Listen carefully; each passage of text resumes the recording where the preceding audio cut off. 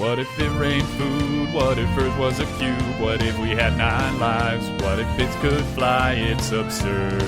If money grew on trees, if we didn't have knees, if we walked through life slightly magnetical, it's absurd.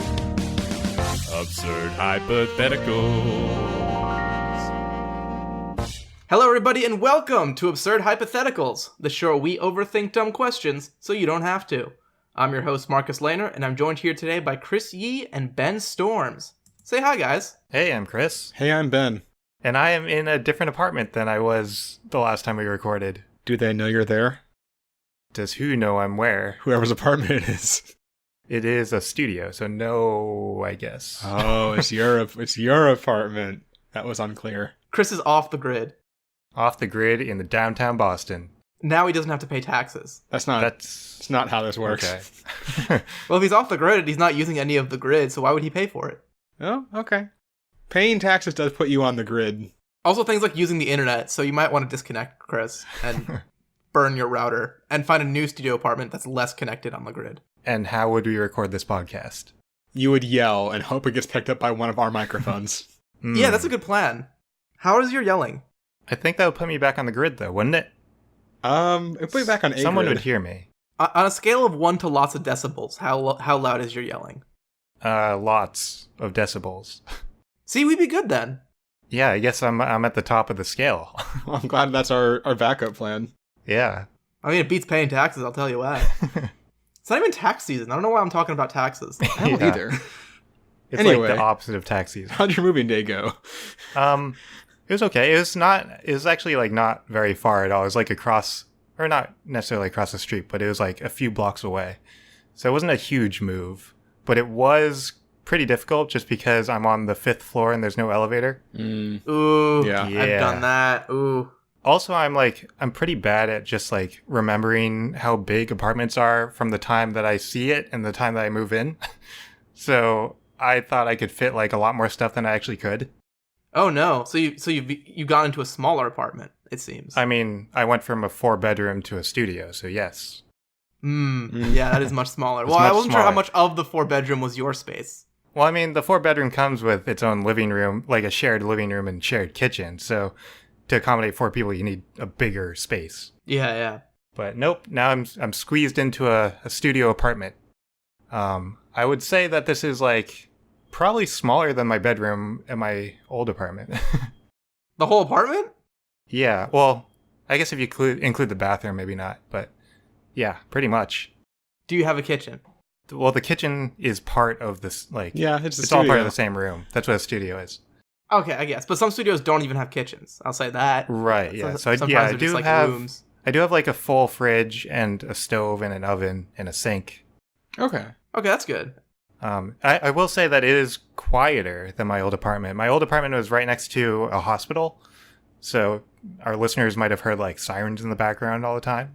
That's not going to happen anymore, which is nice. Unless you want to hear the sirens. Actually, no, I take that back. Nobody wants to hear sirens in the background of like if you're driving and listening to a podcast or the radio or songs that have like honking and car noises in them. That should be goddamn illegal. There's going to be one person that tunes in just for the background sirens, and now he's going to stop. I mean, we could probably point them to like an ASMR channel that is just like 10 hours of siren noises. Is there an ASMR channel that's Can siren? people get Usually ASMR from ASMR sirens? isn't sirens. Yeah, is that a thing? ASMR is supposed to be like calm. Yeah, we can point them to a royalty-free sound effect website that has plenty of sirens to peruse. Yeah. You could probably just search in YouTube like siren loop. Yeah, there's definitely, you know, A 10-hour ambulance siren loop. sirens for 10 hours on YouTube with like 450,000 views. Those 10-hour videos are hilarious. Actually, I think you know this, Marcus, but I'm sure Chris doesn't. One of our friends, we did the same like capstone project at the end of college, and when he was working on it, he would put on a 10-hour loop of Skyfall by Adele, and just listen to that continuously. I mean, I kind of listen to music the same way. I get like really into one song and I just play it over and over again all day. That's gotta be bad for Wait, your really? brain. Yeah. Okay, what song? Pretty much. Could you give me an example of a song? Well, it depends on the mood Okay, I'm in. that's Like, interesting. right after I saw Into the Spider-Verse, I was playing that soundtrack And it wasn't the whole soundtrack. It was just What's Up Danger, because that was... Okay, What's Up Danger is a That's great the one I song, wanted to be listen to. fair. Yeah. But would you listen to What's Up Danger 30 times in a row? Yes. Hmm. Well, the thing is, I'd put But it it's, like, on not while... so sure. I'd put it on while I'm working, and then I would just, like, sort of forget it's on. Interesting. This is fascinating to me. I frequently... It's just too like- much the same. Yeah. Where's your... Well, it's because I don't listen to a lot of music in general, so, like, if I put on, like, Pandora or something, then it's gonna start playing songs I don't know, and I don't want to listen to songs I don't know. I only know 2 songs. I know. If only there was some way I could learn more songs. Or just like make a playlist of the songs. I don't know. This is just baffling to me. But I mean, more power to you, I guess. I don't know. I mean, I'm not going to knock anybody who might be a listener and listens to music this way too. I think it's a little crazy. And I don't listen to much music either, but I at least have like a playlist of like 120 songs that I know that I can play through, and it gets repetitive after a while. But if I listen to music for like 3 hours, it'll be all different songs in between. See, I don't listen to music often enough to, like, put in the effort to make a playlist. Sorry, this is all just it's very enlightening. I don't know what it's enlightening, but it's enlightening something. Well, especially Ben, you run, so you need a Oh yeah, playlist. well, and like when I'm You would working, die. when I'm working, I not always, but probably like half the time I have just like Google Play radio stations of like instrumental electronic or something going. I mean, I walk to work, and I don't listen to anything. I just listen to the city. Yeah, I can't do that. Well, okay, I can do it when I'm walking somewhere. That sentence is insane. I can't do it. Sorry. Actually, to be fair, I used to listen to music when I walked anywhere. I usually do just walk places now. I always listen to music when I run, though. I don't know what the difference is. I don't know why it's different in my mind, but for some reason it is. I just scroll through my Facebook feed and watch Facebook videos while I walk places now. And a lot of times I'm just sitting in my room in silence as I surf the web. I don't really mind silence. That's fair. Well, now that you're living by yourself, you don't need to have it on silent. Now Right. you can browse the internet as loud as you Jesus want. Christ. I still have neighbors. I'm in an apartment building, so there's still someone, like, on the other side of the wall. Yeah, there's soundproofing though. That's a pretty old building. I think there's got to be good sound. Like in Boston, I think it's like regulation. You need good soundproofing. It's not. As someone who's had bad neighbors. Yeah. Anyhow, Chris, you have a strange relationship. Well, not a strange relationship. I'm gonna say like a strange acquaintance with music. Right. You met music. I know. You met music at a party once, and like you're Facebook friends, but you kind of always wonder why. Yeah, like you added them at the party because you know you're like, oh yeah, I was showing you this thing on Facebook. Oh, add me, and then you add them, and then like you don't talk to them for the rest of even that party. Yeah. Like you just don't even meet up with them to talk again. Mm-hmm. I realize that it's strange. As long It's as you just do. what I like. As long as we're all on the same page here, I can accept that. Yeah, we can stop music shaming Chris. I think at this Yeah. point.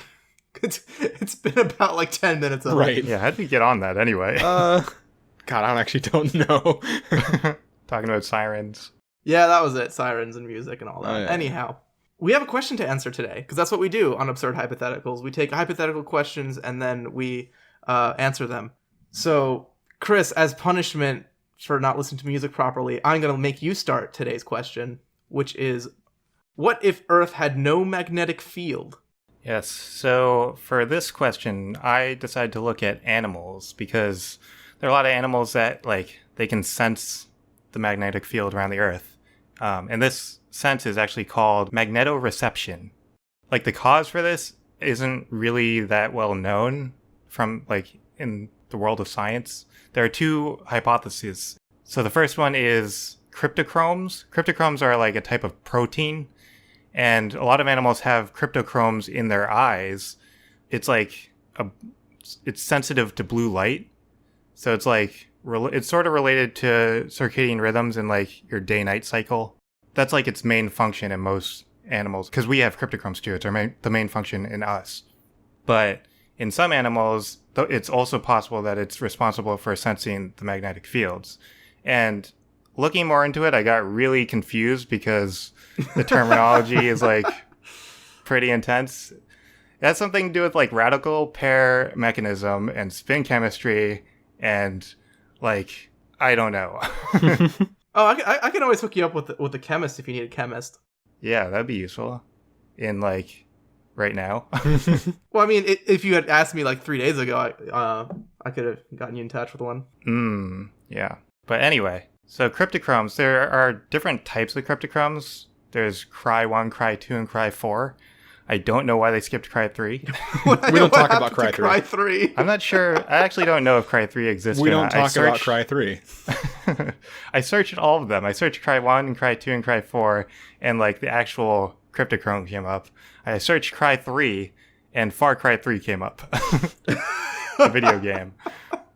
So I don't think it exists, and if it does, people don't talk about it. But yeah, there are lots of animals that have cryptochromes and that use them to, theoretically use them to sense magnetic fields. And an example of this is fruit flies. Fruit flies do this. And there are actually a lot of birds that do this. Now, the second hypothesis behind magnetoreception, it's hard for me to say that. Magnetoreception. Magnetoreception, like the X-Men guy in his cell phone. Mm-hmm.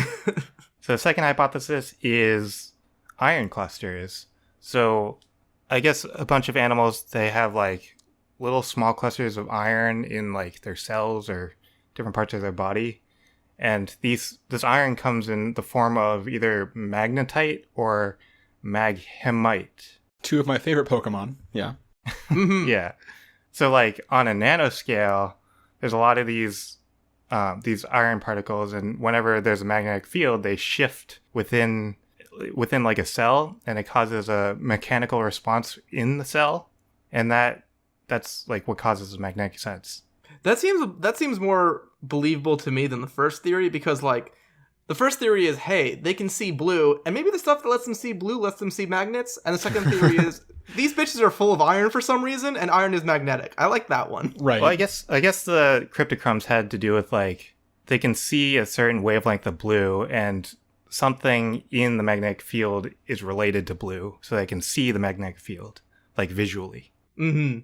I mean, I get it. It's just but it's like if you find out they're also full of iron that moves in a specific and reacts with a specific mechanism, it's like maybe it's that one. Maybe just maybe it's that one.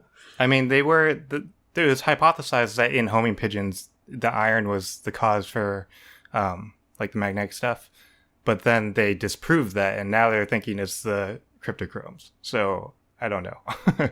I mean, it is. I obviously some very smart people have debated this and have actually done some research. It was actually really annoying because I kept on finding things in my research where it was like, oh, okay, this is the way things are. This is interesting. I'm going to go down this path, and it'll be definitive in my answer.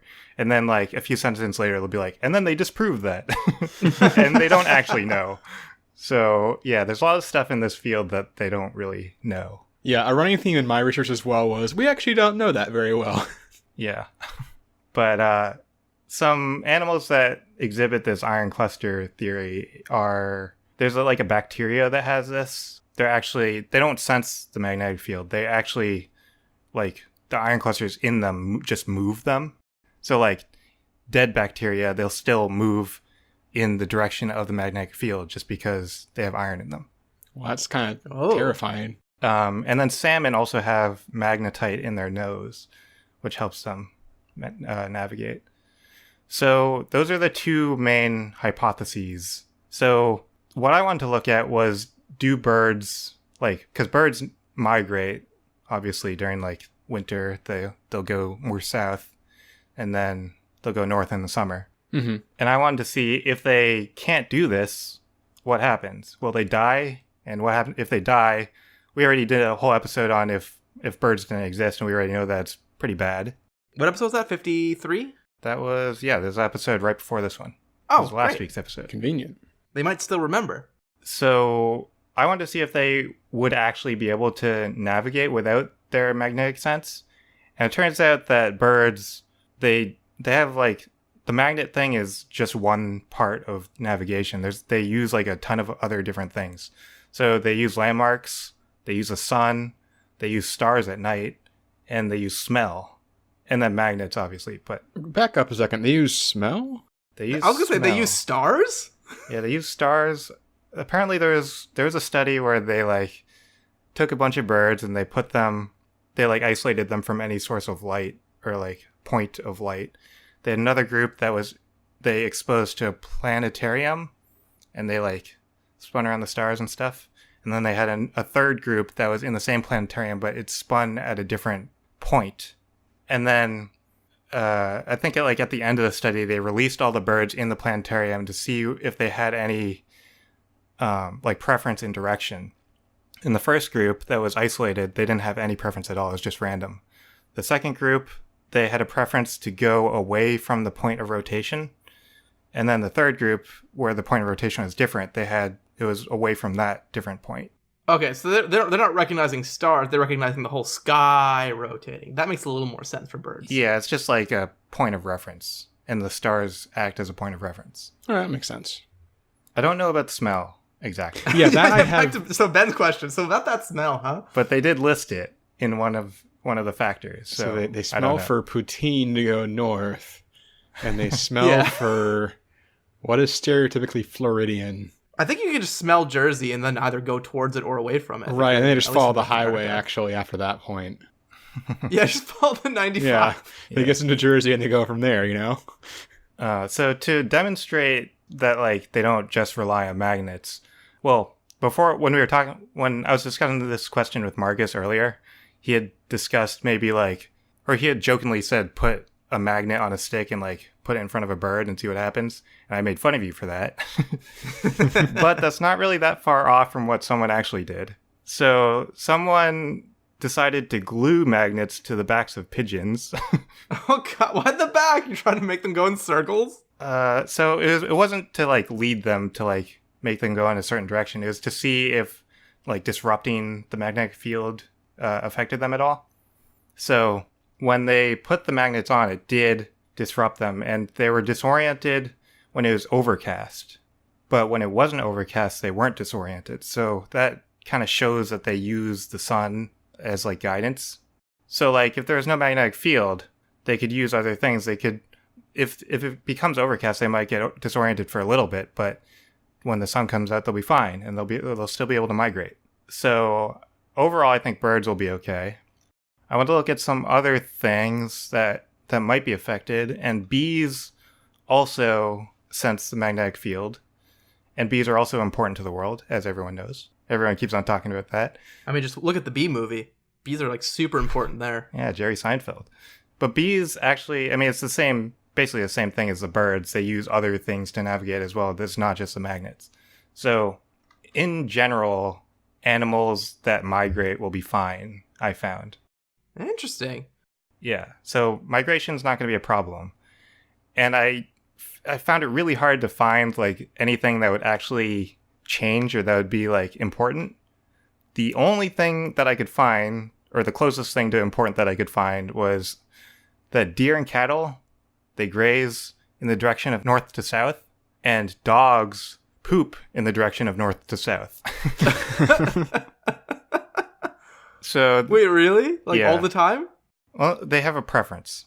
So it's not all the time, but if you take a large sample size, then It happens more frequently than would happen by just random chance. yeah. So they actually did do a study on it, and they watched 70 different dogs poop over 2 years. Man, did you know you can get grant funding for anything? Could you imagine saying that, being we're gonna see if dogs face a certain way when they poop?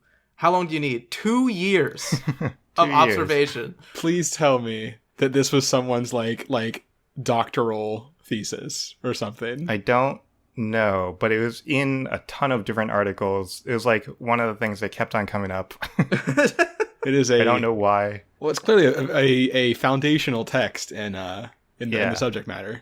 And so the deer and cattle one is actually kind of interesting because in 2009 they did a study where they looked at satellite images, and they just to see how deer and cattle were positioned, and they saw a preference towards north-south, but then wherever there were power lines where it would interfere with the magnetic field, there'd be no preference. It would just be random.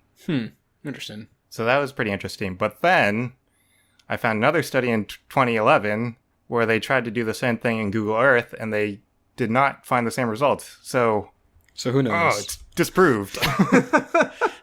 It's really annoying. It's our best and brightest are not the ones researching whether dogs poop north to south or not. So then finally I wanted to look at humans because why not? May as well. Do we poop north to south? So obviously, you and I, we can't see the magnetic field, but we do have cryptochromes. We have Cry 1 and Cry 2. And someone actually did a test where they like got a bunch of people individually and they put them in a darkened room, and then they had like a magnetic field in like different orientations around them to see how their brain would react. And the brain did like respond to it. So we might have some sort of magnetic field sensing on like an unconscious level, but we don't really use it for anything. And we don't have, as far as like anyone's found, we don't have any preference in direction while we're doing anything like pooping. So would you just feel like, I wonder if you just feel off if the magnetic field went away. You're just like, I don't know what it is, but everything just feels a little wrong today. I'd also assume that we have so much like electronics around us all the time that it's just it's just that sense is just not really that good with us anymore. Right. It was interesting though, because there was a study where they had fruit flies, because fruit flies have the cryptochromes too, and they use it to navigate. But there are some mutated flies that didn't have the cryptochromes, but in the study they gave them human cryptochromes, and the human cryptochromes helped them, and they got their sense back. So I don't know what that means. It implicates That sounds something. like it segues into like a sci-fi thriller. Yeah, Right. Flyman. Yeah, we had flies who suddenly couldn't sense magnetic fields, so we implanted human eyes into them. And they were really heavy and could not fly. And then they were really heavy, and it was just a little eyeball with wings Yeah. on it now. It was adorable. But that's pretty much all I found. There was no conclusion. I don't know what would happen. I don't think much would happen in terms of animals if there is no magnetic field. Yeah, that's fair. It makes sense they'd have backup plans. Yeah. But Ben, you found that a lot of things change, right? Yes. So I Yeah, which may affect the animals, indirectly. right. So sort of as is my tendency in questions like these, I kind of just looked at how this was gonna just fuck shit up, really, to use a scientific term. But before I get to that, we're just gonna talk about the sun for a while. It's important. We'll get to it. But I read a lot about the sun, and I'm gonna share some of these fun sun facts. I like the sun. The sun is great. It's one of my favorite celestial bodies. Let's have some fun in the sun facts. Boom. Done. You didn't give any facts. Okay, well, you got me there. Lay some goddamn fun facts I'm on getting me, Ben, there. please. You threw me off with your patter. With your one rhyme. Yeah, well, then I rhymed accidentally. It was a whole thing. Just, you know what? Okay, the sun. What we really care about regarding the sun is the things that the sun sort of gives off, aside from the obvious, life-giving light and heat. And vitamin D. That's included in the light, I'm gonna say. Whatever. Anyway. So in particular, we're gonna talk about solar wind and solar flares. So solar wind is kind of just constantly the sun is giving off this stream of plasma and charged particles. There's small amounts. I say small amounts, but the sun is really big, so they're pretty big amounts, but small relative to the sun, That just sort of, as they sort of drift, around the sun, sort of get flung off, leaving very quickly, on average apparently about 400 kilometers per second, at times of high solar activity like 800 kilometers per second, which is very fast. This is all, of course, radioactive, because everything involving the sun is low radioactive, is kind of one of the big takeaways I've learned. And actually the solar wind, so that's actually what causes the aurora borealis, is at the points on the Earth where, at the poles where sort of the magnetic field, arcs back in. That's where it sort of interacts more strongly, and we get the aurora borealis. Ooh. So sort of just all the time that's happening, setting off radiation and charged particles. Additionally, there are solar flares, which you've probably heard of. Basically, solar flares are just where, there's all this magnetic energy building up in the sun all the time, and sometimes it just releases a bunch at once. There's a lot of reasons it happens. One of the coolest ones I found, so there's this I guess I'll call it a whatever the sun equivalent of geological is feature, called a solar prominence, which is basically because of all the different like magnetic fields sort of looping around through the sun. Sometimes there will be these loops of plasma that arc across the sun out like tens of thousands of miles out into space and loop back down onto the sun, and will just hold there. They'll form over the course of like a day, which is impressive considering how giant those are. and then just hold stable for like 2 or 3 months, then eventually probably just like collapse and shoot out plasma, which is bad. Huh. Yeah, but one really cool thing I've learned is that because they are super magnetic, if they touch at some point, they kind of like short circuit each other and just make like a massive solar flare. Cool. Full disclosure, I only was able to find one place that mentioned this happening, but I really want it to be true, but it might not be true. But it kind of makes sense, and it sounds really cool, so I'm going to go with it. What was the source? It was a reasonably scientific-looking website. It was a reasonably upvoted Quora answer. What makes it look scientific? It had a lot of definitions and stuff. I don't know. It wasn't great. I'm not going to lie. It wasn't the best source. I couldn't find any papers or anything. I really wanted to, but that might happen. But regardless, at various points for various times, either from prominences sort of collapsing or just it happens naturally sometimes, apparently, around sunspots, the sun will just give off these huge bursts of plasma and basically just every kind of electromagnetic, like everything up and down the electromagnetic spectrum. So, visual, radio waves, X-rays, gamma rays, everything. All comes out. It's also very hot because it's plasma from the sun. Probably didn't have to specify that, but it's hot, in case you didn't figure that one out. So that happens. And of course, the other thing with that is that because it also is coming off of the sun, it has its own very strong magnetic field generally as well. So, long story short, the sun shoots stuff off pretty frequently. For the most part, this doesn't actually affect us all that much. The solar winds sort of gets deflected by our magnetic field, sort of where our magnetic field arcs out. The solar wind hits it, and it basically either like an umbrella or like a rock in a river. It kind of just arcs around it and deflects pretty much all of it. An umbrella or a rock in a river? I'm just trying to think of things where you have a flow that gets moved around with not much.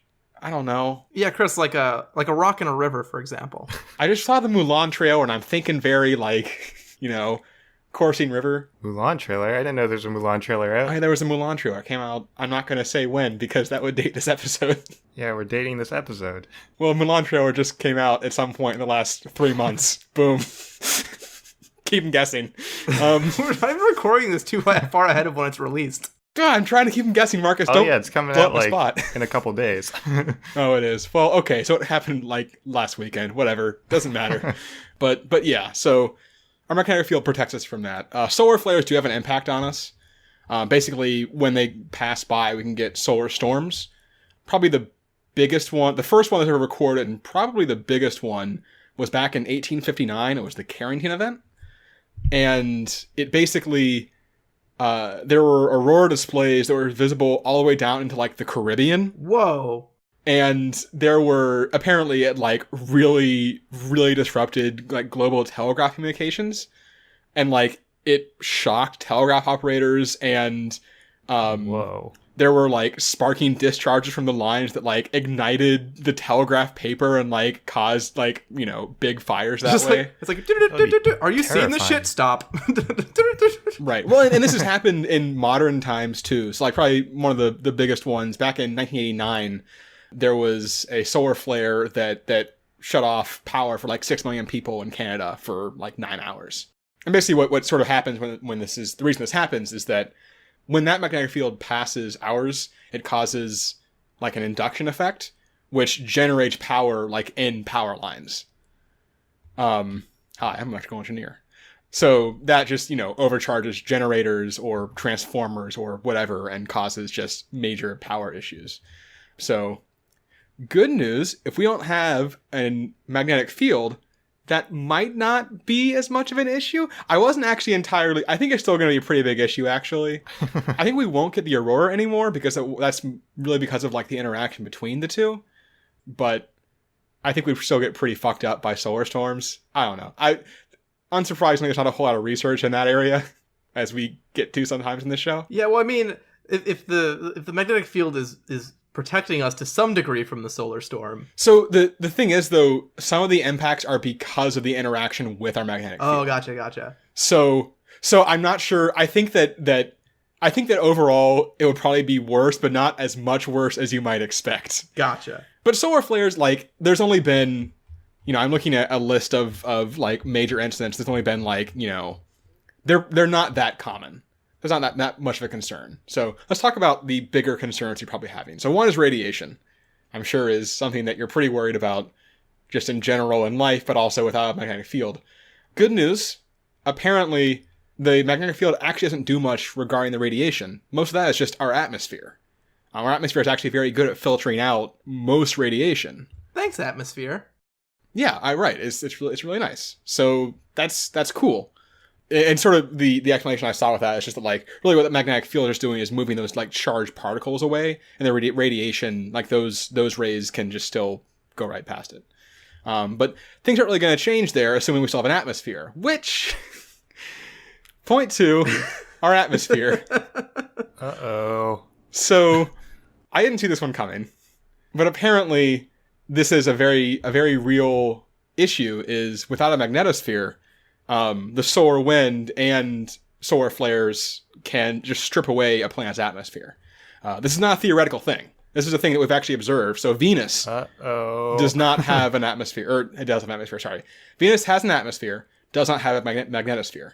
And I've actually observed, specifically there was one they saw where there was a relatively unimpressive solar flare, but because it wasn't like, and they're not sure exactly why it happened, but basically as it passed by Venus, there was just this like huge chunk of atmosphere that just got stripped away as it went by. Which is impressive because Venus's atmosphere is like super, super dense and terrifying. Oh, fun fact about Venus that I learned that I wanted to share. The atmosphere is so thick that the longest any spacecraft has survived on its surface before being crushed is a little over 2 hours. Yikes. Not entirely related, but it's cool enough that I had to share it. Time to set a new record. It's not a world record, though. It's not on the world. What would it be? It's a solar system record, at least. I would assume. Unless there's some aliens who aren't talking. But it's also a theorized actually happened to Mars. So, we have found like traces of ice on Mars. It's theorized that at one point Mars did have a not as good of an atmosphere as ours, but a decent atmosphere and more like actual liquid water. Fuck yeah, Earth's But atmosphere is because the it doesn't- best. Mars is only shitty It is. atmosphere. It is. I mean, to be fair, we're kind of evidence. It is. Earth. So go Earth. Get your big, Earth #1 foam fingers out. Or atmosphere #1? I don't know. Whatever. But yeah, they think this what happened to Mars is that it also does not have, or I guess at one point it did have a magnetosphere as far as they can tell. But for whatever reason, it did go away. And now it's Mars. So that's bad. So that is kind of the end point of where I got to how we'd all die. I don't know how quickly that would happen. I don't think it would be super quickly. But it would eventually happen. You very casually mentioned that we would all die. I did. So the one other thing that could kill us, that I didn't really look into too much because it's a super, super low chance it would happen. Conceivably, if there was like it's technically not actually a solar flare. It's technically a, what's it called? A coronal mass ejection, which is like basically much just cooler plasma off of the sun that flies out. If that were to hit us, we'd probably die because that's like superheated sun plasma. It's like the Death Star hitting us. Right. So, but that's incredibly unlikely to happen. So I kind of didn't go down that path really. Because also it's pretty unexciting. It's just, I mean, yeah, we'd die. Like that's just boom, that's kind of it, Not a whole lot to go there. Calling Star Wars boring? Yeah, everyone dies in a fiery sea of plasma. Yawn. Yawn. That part's not the exciting Your part. face melts off, but whatever. It wouldn't be that. It would probably be that. Yeah, it would dramatic. probably Okay. be that Anyway, dramatic. I hear that Marcus has some ideas on how to fix some of these pressing concerns that I have. Yeah, so I was reading too about the atmosphere going away and that was bad. So I was like, well, I am now Mr. Fix-It. So my question was, if we didn't have Earth's magnetic field, could we like either get it going again or like replace it with something? So the first question I had was, well, how does Earth actually produce the magnetic field? Well, the way it works is that the inside of the Earth is molten. It's very hot in there. And the Earth is also spinning. So in that molten mass, there is a bunch of metals and iron. So a lot of iron in there, which when iron is spinning around in a circle, it generates a magnetic field because they'll get a magnetic charge, they'll get orientated, and the motion helps with that. So if Earth's magnetic field stopped, it would mean either the molten iron has solidified, or we no longer have iron in the core. It's replaced in this hypothetical with a non-magnetic or metallic material. So in order to get it moving again, we would need to melt the inner Earth again, which I did a brief look into, like, if there was any math to do with it, but the amount of energy it requires to, melt a planet is... Marcus, what if I told you I could acquire a large ball of plasma from the sun? Oh yeah, I'll build a giant catcher's mitt, and we'll put that into space, and then we'll catch the plasma ball, and we'll put the plasma ball in the Earth, and then... It's like jump-starting the Earth. Yeah. You would need to jumpstart the Earth, which would not happen. That's not going to happen. But one interesting thing I did find out, fun fact time, about why Earth's magnetic field is so good and so much better than Mars. Earth. Is actually in part because of the moon. So way back in time, you had the big Earth. Big Earth gets hit by space debris. Parts break off, go around, and they form later on into the moon. And the moon actually started really close to the Earth. And basically, with the moon, while the moon orbits around the Earth is spinning faster than the moon is orbiting. So what happens is that while the moon is close to the Earth, it pulls the Earth's surface slightly towards it because of gravity. And because the Earth is spinning faster than the moon, that bulge moves forward a little bit, which then pulls the moon just a little bit forward. And basically what happens is the spinning of the Earth pulls the moon out, making the moon go a little bit faster, but slowing down the Earth at the same time. And so as the moon goes faster, it gets further and further away from Earth. And so we've talked about it before on the show where... Yeah, I remember. I don't remember what episode. Right now, currently, the moon moves away from the Earth about 4 centimeters a year because of exactly this reason. It pulls a bulge, the bulge rotates, and then now that the bulge is elsewhere, it's pulling the moon along with it.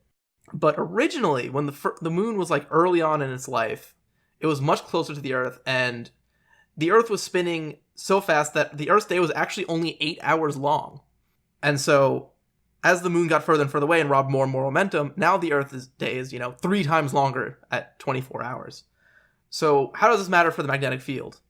Basically, the Earth on the outer Earth is slowing down faster than the inner Earth, the inner molten core. So the molten core is actually moving faster than the outer edge of the Earth. And this difference in the motion through some kind of physics actually makes the magnetic field stronger than it would be otherwise. So that's the cool reason why Earth's magnetic field is good, is that we went from an 8-hour day to a 24-hour day, but the molten core is still spinning at, closer to that 8-hour day rate. Is that just because of like inertia? Yeah. With the liquid? Yeah, so it's inertia in the liquid, and there's the mechanisms exactly of what's going on in Earth's core. Actually, we don't know a lot about because it's kind of hard to study. Seems to be a recurring theme in all of our answers. Yeah. We haven't figured out most of this shit yet. But yeah, generally it's that the molten still has momentum from way back when, and that difference helps out the magnetic field. So getting the Earth going again is not a great option. But we have other options. We don't care that the Earth is generating the field if we can generate our own magnetic field.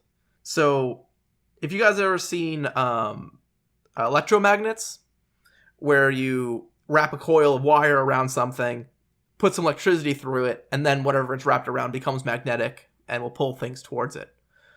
So basically, if you put power in a circular cable, you'd start generating a magnetic field. I'm not going to get into exactly this physics behind that, because it's kind of boring and not intuitive, and I don't have a good way of explaining it. But if you take any like college level physics course, they'll teach you about it, and you will bang your head against the desk, and you learn all about the right hand rule, where you have to stick your thumb around to find the way things rotates, and it makes for very fun test taking.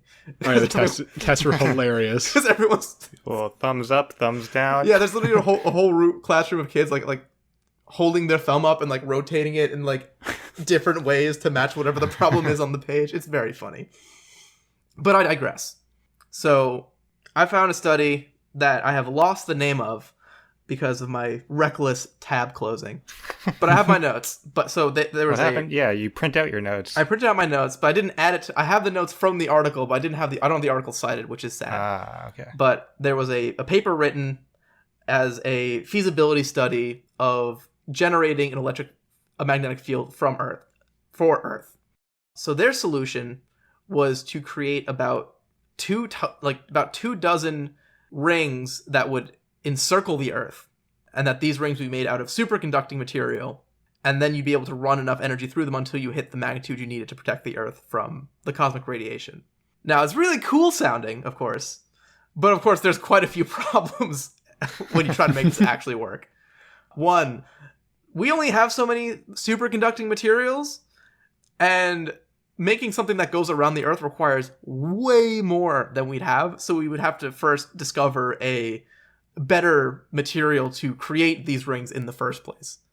Problem number 2, superconducting materials only work at low temperatures. So what you need to do when you have a superconductor is you need to be constantly cooling the coils that you're running power through. So normally the way you do it is you run liquid cooling like through the up against the coils, and you kind of have your water running. So this paper looked into the energy costs, and without drawing a exactly specific conclusion, just notes that it would be a modest energy investment to have water pump around a ring that goes literally around the entire Earth. Wait, why were they doing this paper? Was there a legitimate fear that we would lose our magnetic field? Yes and no. What's the point? So the point, this was mostly a thought exercise. It's on people's minds now because currently the Earth's dipoles are shifting a lot. I don't know if you guys have seen any of it's in the news a bunch lately.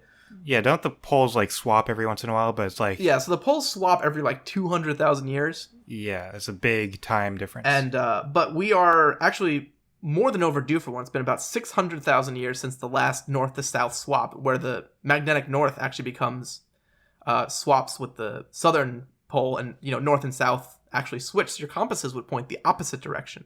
And so right now it's kind of in the early stages of that, and where the magnetic north is no longer on the North Pole, it's actually moving further and further and further down in latitude.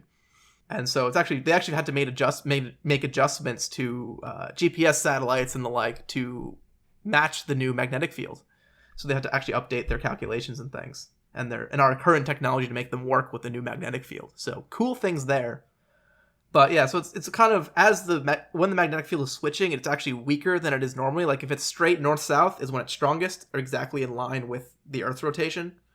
And when it's in different positions, it gets weaker and weaker and weaker. So that's that fun fact. But looping back around to these crazy superconducting rings, the third problem is that these things will be very magnetic, of course. And so for a 2.5 kilometer radius around each coil, it would be too dangerous to actually get near them with, people or, I don't know, planes or anything. Maintenance crews. Yeah, maintenance crews. So if there's a crack in it, I don't know what you do, because you send your guy with his hammer, and then he just gets sucked into it and he dies. Plastic hammer. He could fly for a second like Thor by holding on to his hammer, but that would not be like Magneto. Does Magneto fly with hammers? I don't think he does. Oh, I thought you meant with magnets. Well, I guess kind of like Magneto. If Magneto and Thor teamed up to make a almost scientifically accurate person. Wait, hold on. Go through that one again. So Thor flies with his hammer because he has god powers. Right. Magneto has a slightly better reason why he's able to manipulate magnets. So if you combine Magneto's powers with Thor's powers, Thor has a slightly better reason for being able to fly with his hammer. Is what I'm saying. So Magneto is controlling Thor's hammer. Right, but you would just combine them so it's Thornado, and Thornado is controlling his own hammer and using it to fly. Thornado. Yeah, it has nothing to do with him shooting out thorns. That's his power. So yeah, that's his secondary power, but that's just in the extended universe. He doesn't use that in the main movies. So this option, of course, as those 1, 2, 3 problems aren't super fixable, and really is just not a practical solution. And so I was kind of down on the idea, and I was going to just be like, well, how much materials will we need? But then I came across a NASA study, the Smarty Pants at NASA, and they've actually been more seriously tackling this problem. Not for Earth, because they're not worried about Earth, but actually for Mars. So we mentioned a couple times now that Mars looks the way it does because it lost its magnetic field and its atmosphere was stripped away. So NASA did a feasibility study of creating a artificial magnetic field for Mars, but not by putting rings around it. What they would actually do is they would create a satellite that would sit in front of Mars with a big magnet on it. And that magnet would release the field, and then the solar winds and everything would hit the magnet, get deflected away, and then there'd be a path behind the satellite that would then be clear. So it would block it, but kind of like far and away in front of Mars instead of being wrapped around it. Like a magnet wall. Like an umbrella or a rock in a river. And so I was like, well, how many... My first instinct was like, how many of these things would you need to always be protecting Mars? Because, you have your satellite in front, and then it spins around, and then, it's behind Mars, and that's not helping anybody. But it turns out, if you do some good math, you can find what they call the Lagrange point, which is between any two orbiting bodies, there is a point somewhere in the middle where if you put something there, it'll maintain it'll still be moving, but it'll maintain its position between the sun and Mars. So as Mars goes around the sun, this satellite would be in exactly the right position to always be directly between the sun and Mars. So you would only need one cool satellite. I think it's a mark of how big a nerd I am that I think that Lagrange points are just the coolest fucking thing. I know, right? It's gotta be such cool math. Like, it's a 3D... How stable is that one point, though? Like, if it moves just a little bit? It's, like, super stable. Because there's no other forces So, assuming stable orbits, it is stable. Okay. I guess the question is then, if it's getting beaten around by all these solar winds, would it actually... Yeah, if it's getting hit by stuff. But how much... But if you're creating a magnetic field and something hits the magnetic field, does it push you? So actually, I believe... So, I'm not 100% sure. I did see a thing when I was doing my research where apparently some portion of the solar wind that hits our magnetic field actually just, like, is shunted so violently that it basically just, like, is converted entirely into heat. I don't know if there's any kind of kinetic force involved in that as well. Actually, I might be able to answer my own question because I was just reading my next part of my notes. So you have so we have our satellite. We have a place we can put our satellite. The question is, can we make a satellite good enough to generate a magnetic field strong enough to protect Mars? And the answer is no, but soon. So right now, they're doing a bunch of studies with what they call plasma physics, which is just a cool way of saying they're using plasma to do things. So plasma is is a fourth state of matter where basically it's so highly charged that the electrons become free off their molecules and kind of go in like this. Now you have like this free electron soup going around, which causes a whole lots of cool physics things to happen.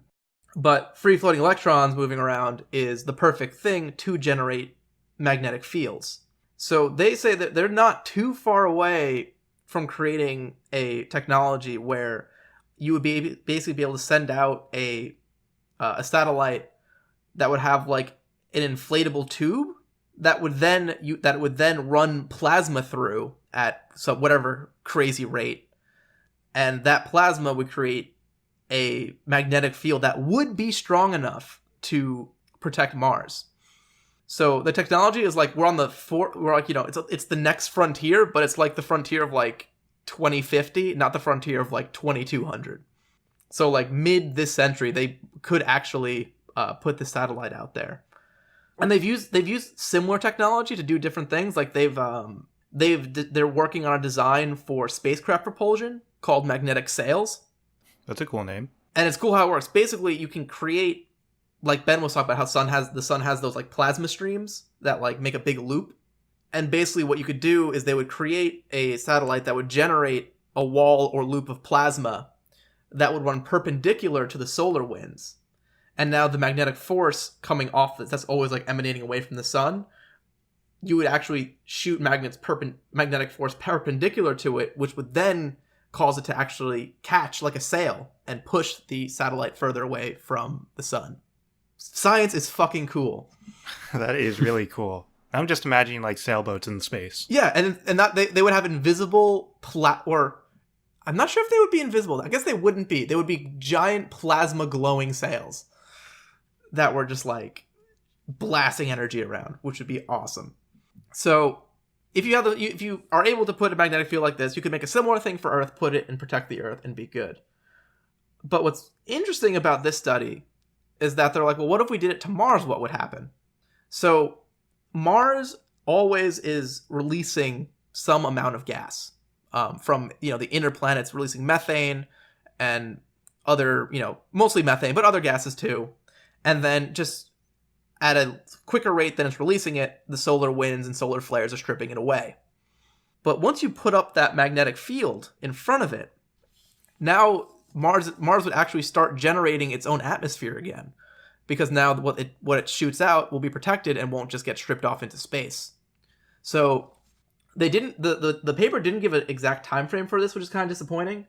But according to the paper, this would increase the average temperature of Mars by about 7 degrees Fahrenheit, which on a planet scale, an increase of 7 degrees Fahrenheit is quite a lot.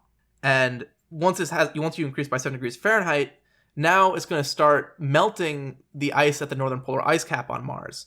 And what's in this ice is a lot of carbon dioxide. And now the carbon dioxide is going to be released into Mars' atmosphere, which, as we know, is a greenhouse gas, which is going to further increase the heat of planet Mars. So it's going to get warmer and warmer.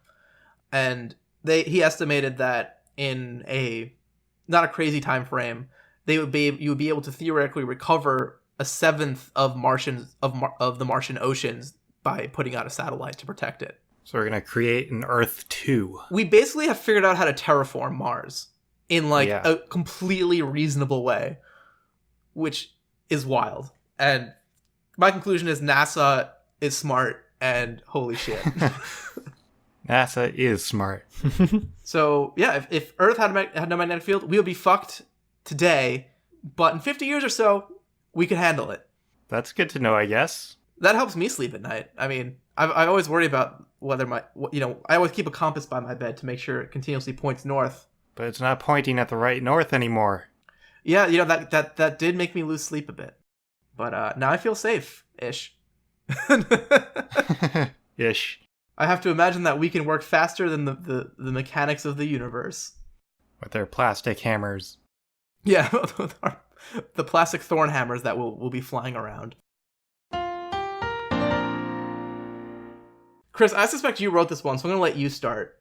Would you rather have endless hiccups or be endlessly itchy? So both are very annoying. Hiccups are very annoying. Itchy is very annoying. I think... So hiccups, like, if you hiccup for a long time, it actually starts to hurt. Yeah. Have you ever gotten to that point? Oh yeah, definitely. Like, it's like 10 minutes in is when it's like, okay, I've now tried the 8 things that don't work to stop hiccups, and now my diaphragm's actually kind of hurting a bit. But I've also had the sensation where I have an itch on my body, but I don't really know exactly where it is, so I scratch an area that I think it is, and it's not the area, and like, I can't scratch it. I don't know if you guys have had that. So, just to check, if you do scratch where you are feeling itchy, does it still feel nice the way it does when you scratch a place that feels itchy? I would say no. That makes sense. I would say yes, but immediately it comes back afterwards, immediately? for like twice as long as you scratched, it then- feels worse. Actually, both are pretty bad situations. If it's yes, then you're going to keep on scratching. You're going to destroy your skin. Well, I'll say this. I have been living the endlessly itchy for the last, 3 days. So we were up at Sarah's folks' lake house, and it's a lake house, so there's lots of bugs around. And one night we had the wrong window open while we were playing cards and board games and whatnot, and that window had a pretty big hole in the screen. So with the lights on the inside and the darkness on the outside, lots of mosquitoes came into the room we were in. And so I have approximately 6 bug bites on my right arm, 4 on my left. It's hard to count how many are on my legs because just from the like thighs down, it's just like kind of a general itch for the whole thing. Mm-hmm. My nervous system is not sophisticated enough to even identify how many bug bites I have right now. And I'll say this, by Tuesday of this week, like the second or third day, it stopped bothering. I was still itchy, but I was able to effectively ignore it if I was sufficiently distracted otherwise. Yeah, but I feel like if you ignore it, that's kind of the itchiness going away, right? No, you still it still feel itched. I still felt someone it, like Because I recently, I mean, a lot of people know this on the show now, but I recently broke my ankle and I was in a cast for a long time. And when you're wearing a cast for that long, a rash starts to form and the rash is itchy and you can't scratch the rash because you have the cast on. So I've lived through that for a couple months where I couldn't scratch it and it was excruciating. I think this might be one of those things where it's less about whether hiccups are itchy or worse, or it's about how bad the itchiness is. That's true. So if you have a real itchy thing, like if you have the itchy where like like a bite, like a fresh mosquito bite or like a spider bite or like bee sting, where it's like you're not supposed to touch it, but like you have to like just like squeeze a stress ball or something to make sure you don't go and scratch it. Like that is very distracting. But I feel like my tolerance, I feel like there's levels of itchiness that you can tolerate, but I don't think you can tolerate any level of hiccups forever. My nose just got itchy and I was about to scratch it and then I resisted because we were talking about this. Other question about the itchiness. Is it, because I actually don't know which of these is worse. Is it your entire body is constantly itchy? Or like there's a roving spot in your body that's always itchy and it moves around constantly? Because both of those sound both pretty, are pretty bad. Yeah. I would say the entire body, I think. That may actually be not as bad. I don't know. Yeah, who knows? You really think that's not as bad? Oh man, I'm just imagining like I need a back scratch right now. Just even if you're not itchy, Yeah, I'm a just back getting scratch itchy is all over the place so now. good. All right, I think in spite of this, I think I'm still gonna go with endlessly itchy, because I don't think it's possible to sleep with like bad hiccups. Oh yeah, that's true. Hiccups get in the way of a lot of things. Yeah. Like talking and eating. Eating soup. And drinking. Yeah, drinking and drink- then Have you ever like tried to drink water and then you hiccup in the middle? Absolute worst. I would Yeah. probably die. I can't imagine a scenario where I'm drinking like I'm actively drinking water and I hiccup and I survive. Or have you ever hiccuped up while you sneezed at the same time? Yes. That I have done. Bad. Have you ever farted and sneezed at the same time? Yeah, that too. Yeah. Well, usually the sneeze causes the fart. Fair. Okay. Yeah, but you do feel very empty after that. You're like, oh wow, my internal pressure has decreased. My ears popped too. Yeah. All right, is it time to vote? I think it's time to vote. Yeah. I'll start. I vote itchy. I vote itchy. I vote itchy. It's less disruptive. There you have it, folks. That is the correct answer. 3 out of 3 podcasters say itchy. Also, I apologize if anyone has gotten itchy listening to this, because I've gotten itchy talking about it. Yeah, I've I basically have just too. been constantly scratching this entire Me segment. too. We've made our choice. We have to live with it. You never said it was going to come true. Yeah. What you should do is you should go onto our Facebook group, Absurd Hypotheticals, and tell us about how we made you itchy, and complain directly to us, the podcast hosts. And we promise not to laugh too hard at you. We'll take that feedback and we'll form some sort of digital scratching device. Actually, you know what's really going to happen is they're going to post like, hey, your episode made me itchy, and I'm going to think back to that episode, and then I'm going to get itchy. So if you want to make me feel itchy, Oh yeah. you Yeah, can just that's go actually- to www.facebook.com/ is it Absurd Hypotheticals? Absurd_hypotheticals? So it's facebook.com/groups/absurd hypotheticals no underscore. It's just all one word. Yeah, so go there or just search Absurd Hypotheticals in the Facebook search bar, which is probably what you're going to realistically do anyway, and find our cartoony faces and click on that and join our group. And we do a lot of stuff there. We put polls, we put funny things during our research that we like to share, and we are more than happy to answer questions, comments, concerns, basically anything that you guys want to ask us. You can put right in that group, and we will try and respond to it. If you wish to send an itchy revenge, then send that. Yeah, I really hope that people don't take us on the... You know what? I will take the itchiness to talk to you folks. So please make me itchy. Go to Facebook. Please make me itchy is timeless. Oh God, please make me itchy. Well, you just made it Yeah, weird. you made it real weird, dude. Well, I'm going to make it weird again next week when we answer the following question. What if video game items existed in real life? With special guest, Zach Bohannon.